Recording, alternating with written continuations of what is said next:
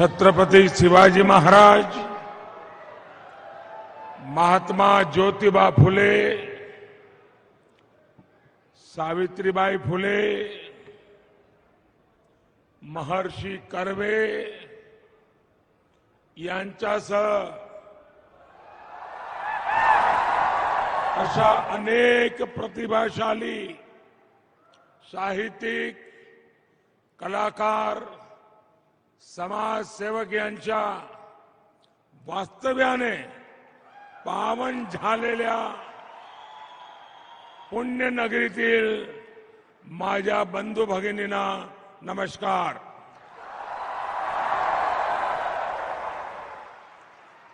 इस कार्यक्रम में उपस्थित महाराष्ट्र के गवर्नर श्रीमान भगत सिंह कोश्यारी जी,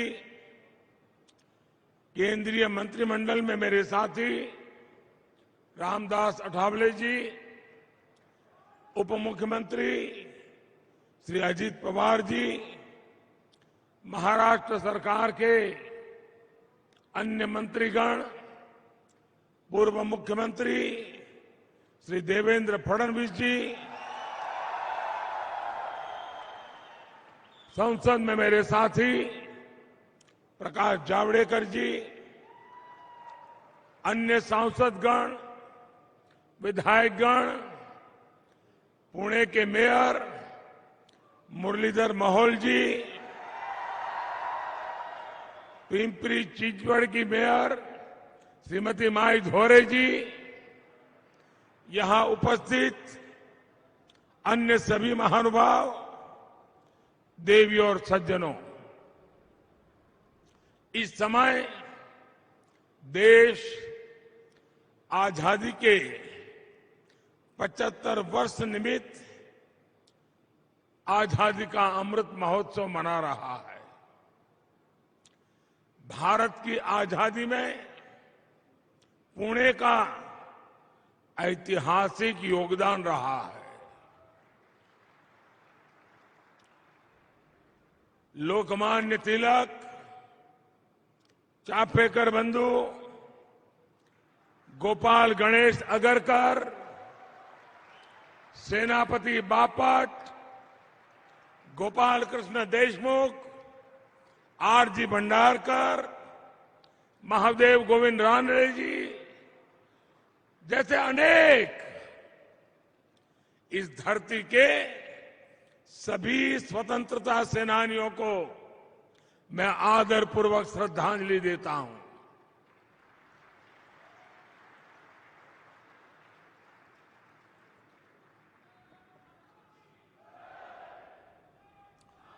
आज महाराष्ट्र के विकास के लिए समर्पित रहे रामभाऊ माडगी जी की पुण्यतिथि भी है. मैं आज बाबा साहब पुरंदरे जी को भी आदरपूर्वक याद कर रहा हूं. कुछ देर पहले ही मुझे छत्रपति शिवाजी महाराज की भव्य प्रतिमा का लोकार्पण करने का सौभाग्य मिला है.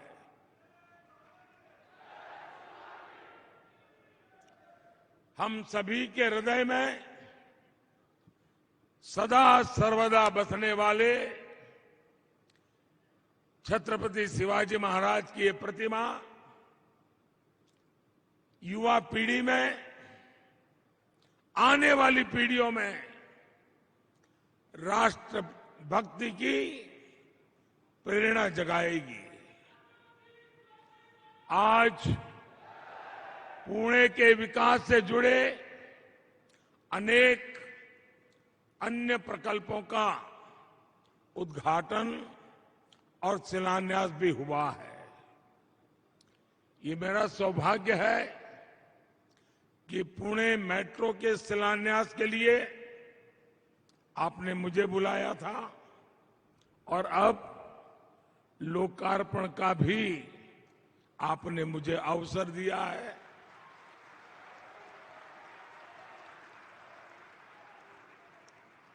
पहले शिलान्यास होते थे तो पता ही नहीं चलता था कब उद्घाटन होगा। साथियों, ये घटना इसलिए महत्वपूर्ण है कि इसमें ये संदेश भी है कि समय पर योजनाओं का पूरा किया जा सकता है। आज मूला मुठा नदी को प्रदूषण से मुक्त करने के लिए 1100 करोड़ रुपए के प्रोजेक्ट पर भी काम आरंभ हो रहा है। आज पुणे को ई बसें भी मिली है। बानेर में ई बस के डिपो का उद्घाटन हुआ है। और इन सबके साथ, और मैं उषा जी को अभिनंदन देता हूं, आज पुणे के अनेक विविधता भरे जीवन में एक सुहाना तोहफा आर के लक्ष्मण जी को समर्पित एक बेहतरीन आर्ट गैलरी म्यूजियम भी पुणे को मिला है। मैं उषा जी को, उनके पूरे परिवार को, क्योंकि मैं लगातार उनके संपर्क में रहा हूं, उनका उत्सव, एक मन में लगन और काम को पूरा करने के लिए दिन रात जुटे रहना, मैं वाकई पूरे परिवार का, उषा जी का अभिनंदन करता हूं। इन सभी सेवा कार्यों के लिए मैं आज पुणे वासियों को बहुत बहुत बधाई देता हूं और साथ साथ हमारे दोनों मेयर साहिबान को, उनकी टीम को तेज गति से विकास के अनेक काम करने के लिए भी बहुत बहुत बधाई देता हूं। भाई और बहनों, पुणे अपनी सांस्कृतिक, आध्यात्मिक और राष्ट्रभक्ति की चेतना के लिए मशहूर रहा है। और साथ ही पुणे ने education, research and development, IT और ऑटोमोबाइल के क्षेत्र में भी अपनी पहचान निरंतर मजबूत की है। ऐसे में आधुनिक सुविधाएं पुणे के लोगों की जरूरत है और हमारी सरकार पुणे वासियों की इसी आवश्यकता को ध्यान में रखते हुए अनेक मोर्चों पर काम कर रही है। अभी थोड़ी देर पहले मैंने गरवारे में आनंद नगर तक पुणे मेट्रो में सफर किया है। ये मेट्रो पुणे में मोबिलिटी को आसान करेगी, प्रदूषण और जाम से राहत देगी, पुणे के लोगों की ईज ऑफ लिविंग बढ़ाएगी। 5-6 साल पहले हमारे देवेंद्र जी जब यहां मुख्यमंत्री थे तो इस प्रोजेक्ट को लेकर वो लगातार दिल्ली आते रहते थे। बड़े उमंग और उत्साह के साथ वो इस प्रोजेक्ट के पीछे लगे रहते थे। मैं उनके प्रयत्नों का भी अभिनंदन करता हूं। साथियों, कोरोना महामारी के बीच भी ये सेक्शन आज सेवा के लिए तैयार हुआ है। पुणे मेट्रो के संचालन के लिए सोलर पावर का भी व्यापक उपयोग हो रहा है। इससे हर साल लगभग 25,000 टन कार्बन डाइऑक्साइड का एमिशन रुकेगा। मैं इस प्रोजेक्ट से जुड़े सभी लोगों का, खास करके सभी श्रमिकों का हृदय से आभार व्यक्त करता हूं। आपका ये योगदान पुणे के प्रोफेशनल्स, यहां के स्टूडेंट्स, यहां के सामान्य मानवी को बहुत मदद करेगा। साथियों, हमारे देश में कितनी तेजी से शहरीकरण हो रहा है, इससे आप सभी भली भांति परिचित है। माना जाता है कि साल 2030 तक हमारी जनसंख्या, शहरी जनसंख्या 60 करोड़ को पार कर जाएगी। शहरों की बढ़ती हुई आबादी अपने साथ अनेक अवसर लेकर के आती है, लेकिन साथ साथ चुनौतियां भी होती है।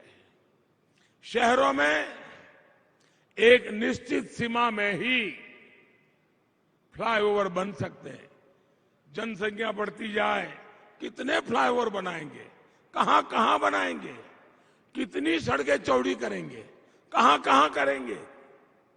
ऐसे में हमारे पास विकल्प एक ही है, मास ट्रांसपोर्टेशन। मास ट्रांसपोर्टेशन की व्यवस्थाओं का ज्यादा से ज्यादा निर्माण। इसलिए आज हमारी सरकार मास ट्रांसपोर्टेशन के साधनों और विशेषकर मेट्रो कनेक्टिविटी पर खास ध्यान दे रही है। 2014 तक देश के सिर्फ दिल्ली एनसीआर में ही मेट्रो का एक व्यापक विस्तार हुआ था। बाकी इक्का दुक्का शहरों में मेट्रो पहुंचनी शुरू हुई थी। आज देश के 2 दर्जन से अधिक शहरों में मेट्रो या तो ऑपरेशनल हो चुकी है या फिर जल्द चालू होने वाली है। इसमें भी महाराष्ट्र की हिस्सेदारी है। मुंबई हो, पुणे पिंपरी चिंचवड़ हो, ठाणे हो, नागपुर हो, आज महाराष्ट्र में मेट्रो नेटवर्क का बहुत तेजी से विस्तार हो रहा है। आज के इस अवसर पर मेरा एक आग्रह पुणे और हर उस शहर के लोगों से है जहां मेट्रो चल रही है। मैं प्रबुद्ध नागरिकों से विशेष आग्रह करूंगा। समाज में जो बड़े लोग कहे जाते हैं, उनसे मैं विशेष आग्रह करूंगा कि हम कितने ही बड़े क्यों ना हुए हो, मेट्रो में यात्रा की आदत समाज के हर वर्ग को डालनी चाहिए। आप जितना ज्यादा मेट्रो में चलेंगे, उतना ही अपने शहर की मदद करेंगे। भाइयों और बहनों, 21वीं सदी के भारत में हमें अपने शहरों को आधुनिक भी बनाना होगा और उनमें नई सुविधाएं भी जोड़नी होगी।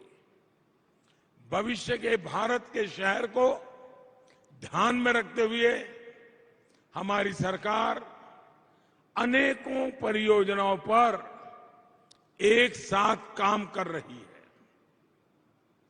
हमारी सरकार का प्रयास है कि हर शहर में ज्यादा से ज्यादा ग्रीन ट्रांसपोर्ट हो, इलेक्ट्रिक बसों हो, इलेक्ट्रिक कारें हो, इलेक्ट्रिक 2 पहिया वाहन हो। हर शहर में स्मार्ट मोबिलिटी हो, लोग ट्रांसपोर्ट सुविधाओं के लिए एक ही कार्ड का इस्तेमाल करें। हर शहर में सुविधा को स्मार्ट बनाने वाले integrated command and control centre हो।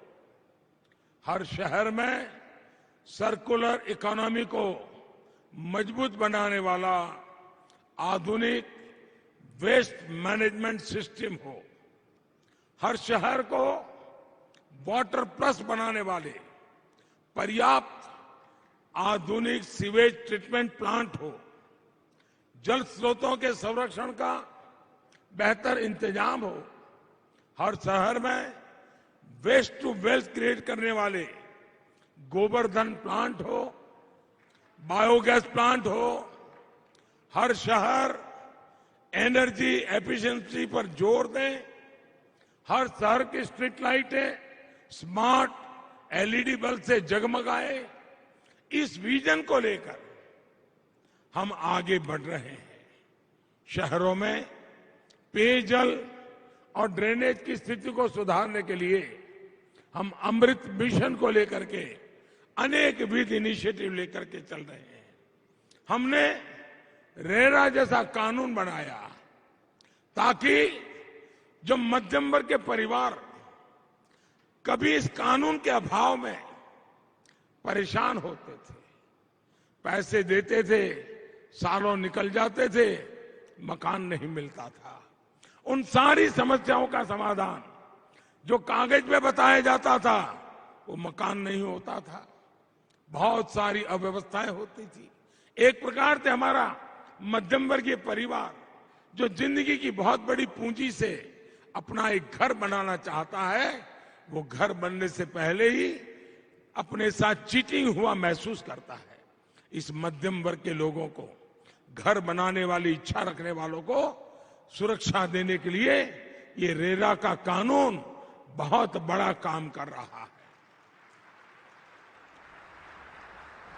हम शहरों में विकास की स्वस्थ प्रतिस्पर्धा भी विकसित कर रहे हैं ताकि स्वच्छता पर स्थानीय निकायों का पूरा फोकस रहे। अर्बन प्लानिंग से जुड़े इन विषयों पर साल के बजट में भी ध्यान दिया गया है। भाई और बहनों, पुणे की पहचान ग्रीन फ्यूल के सेंटर के रूप में भी सशक्त हो रही है। प्रदूषण की समस्या से मुक्ति, कच्चे तेल के लिए विदेशी निर्भरता को कम करने और किसानों की आय बढ़ाने के लिए हम इथेनॉल पर, बायोफ्यूल पर फोकस कर रहे हैं। पुणे में बड़े स्तर पर इथेनॉल ब्लेंडिंग से जुड़ी सुविधाएं स्थापित की गई है। इससे यहां आसपास के गन्ना किसानों को भी बहुत बड़ी मदद मिलने वाली है। पुणे को स्वच्छ और सुंदर बनाने के लिए भी आज महानगर पालिका ने अनेक काम शुरू किए हैं। बार बार आने वाली बाढ़ और प्रदूषण से पुणे को मुक्ति देने में ये सैकड़ों करोड़ रुपए के प्रोजेक्ट बहुत उपयोगी होने वाले। मूला मुठा नदी की साफ सफाई और सौंदर्यीकरण के लिए भी पुणे महानगर पालिका को केंद्र सरकार पूरा सहयोग दे रही है। नदियां फिर से जीवंत होगी तो शहर के लोगों को भी सुकून मिलेगा, उन्हें भी नई ऊर्जा मिलेगी। और मैं तो शहरों में रहने वालों को आग्रह करूंगा कि साल में एक बार तिथि तय करके रेगुलर नदी उत्सव मनाना चाहिए। नदी के प्रति श्रद्धा, नदी का महात्म्य, पर्यावरण की दृष्टि से प्रशिक्षण, पूरे शहर में नदी उत्सव का वातावरण बनाना चाहिए। तब जाकर के हमारे नदियों का महत्व हम समझेंगे, पानी के एक बूंद बूंद का हम महत्व समझेंगे। किसी भी देश में आधुनिक इंफ्रास्ट्रक्चर के विकास के लिए जो चीज सबसे जरूरी है वो है स्पीड और स्केल। लेकिन दशकों तक हमारे यहां ऐसी व्यवस्थाएं रही कि अहम परियोजनाओं का पूरा होने में काफी देर हो जाती थी। ये सुस्त रवैया देश के विकास को भी प्रभावित करता रहा है। आज के तेजी से बढ़ते हुए भारत में हमें स्पीड पर भी ध्यान देना होगा और स्केल पर भी। इसलिए ही हमारी सरकार ने पीएम गति शक्ति नेशनल मास्टर प्लान बनाया है। हमने देखा है कि अक्सर परियोजनाओं में देरी की वजह होती है अलग अलग विभागों में, अलग अलग मंत्रालयों में, सरकार में तालमेल की कमी। इस वजह से होता यह है कि जब वर्षों के बाद कोई परियोजना पूरी भी होती है तो वो आउटडेटेड हो जाती है, उसकी प्रासंगिकता ही खत्म हो जाती है। पीएम गति शक्ति नेशनल मास्टर प्लान इन्हीं सारे विरोधाभासों को दूर करने का काम करेगा। जब एक इंटीग्रेटेड फोकस के साथ काम होगा, हर स्टेक होल्डर के पास पर्याप्त जानकारी होगी, तो हमारे प्रोजेक्ट भी समय पर पूरे होने की संभावना बढ़ेगी। इससे लोगों की दिक्कतें भी कम होगी, देश का पैसा भी बचेगा और लोगों को सुविधाएं भी ज्यादा मिलेंगी। भाइयों और बहनों, मुझे इस बात का भी संतोष है कि आधुनिकता के साथ साथ पुणे की पौराणिकता, महाराष्ट्र के गौरव को भी अर्बन प्लानिंग में उतना ही स्थान दिया जा रहा है। ये भूमि संत ज्ञानेश्वर और संत तुकाराम जैसे प्रेरक संतों की रही है। कुछ महीने पहले ही श्री संत ज्ञानेश्वर महाराज पालखी मार्ग और संत तुकाराम महाराज पालखी मार्ग का शिलान्यास करने का सौभाग्य मुझे मिला है। अपने इतिहास पर गर्व करते हुए आधुनिकता की विकास यात्रा यूं ही सतत चलती रहे, इसी कामना के साथ पुणे के सभी नागरिकों को फिर से बहुत बहुत बधाई, बहुत बहुत धन्यवाद।